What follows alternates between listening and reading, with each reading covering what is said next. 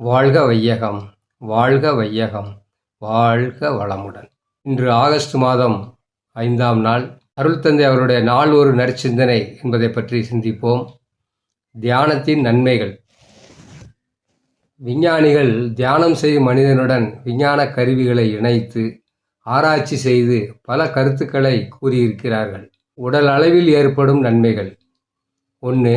தியானம் செய்வதினால் மூச்சு வாங்கி வெளியிடும் வேகம் குறைகிறது. இதன் இருதய துடிப்பு குறைகிறது. இதனால் ஆயுள் அதிகரிக்கிறது. 2. பிளட் பிரஷர், இரத்த அழுத்த நோய் குணமாகிறது. 3. எல்லா நரம்புகளுக்கும் புத்துணர்ச்சி கிடைக்கிறது. 4. உடலின் உஷ்ணம் சிறிது அதிகரித்து பிறகு படிப்படியாக குறைகிறது. 5. உடல் முழுவதற்கும் நன்கு ஓய்வு கிடைக்கிறது. 6. ஏற்கனவே கெட்டுப்போன செல்களை நீக்கி புதிய செல்கள் உருவாக்குகின்றன. இனி உள்ளத்தளவில் ஏற்படும் நன்மைகளை பார்ப்போம். 1. மனம் குவிகிறது. இதனால் மன ஆற்றல் அதிகரிக்கிறது.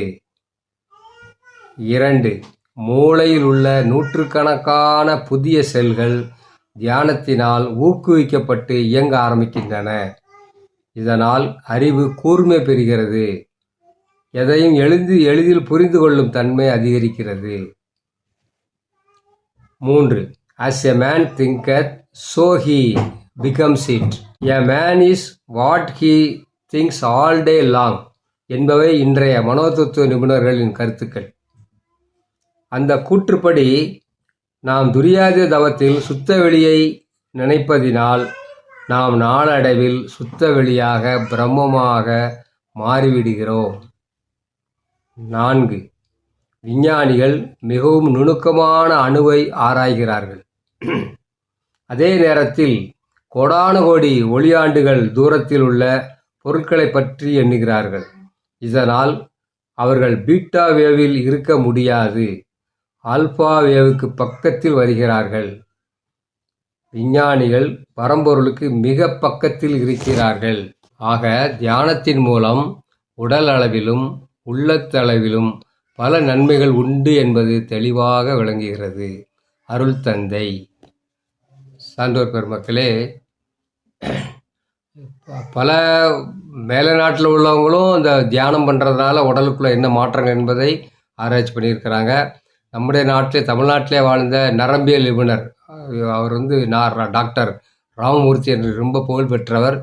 அவர் யோகமும் நரம்புகளும் என்ற தலைப்பில் ஒரு கட்டுரையை போட்டிருக்கிறார். நிறைய பேருடைய மூளையை ஆராய்ச்சி பண்ணி அவங்கள தியானம் படித்தவங்க அவங்கள ஆய்வு செய்து அவங்க தியானம் பண்ணும்போது மூளையில் உள்ள அந்த நியூரான்ஸில் என்னென்ன மாற்றங்கள் வருகின்றது, என்னென்ன ரசாயன மாற்றங்கள் ஏற்படுகிறலாம் ஆய்வு பண்ணி நல்ல மாற்றங்கள் ஏற்படுகிறது என்பதை அவர் தெளிவாக விளக்கியிருக்கிறாரு.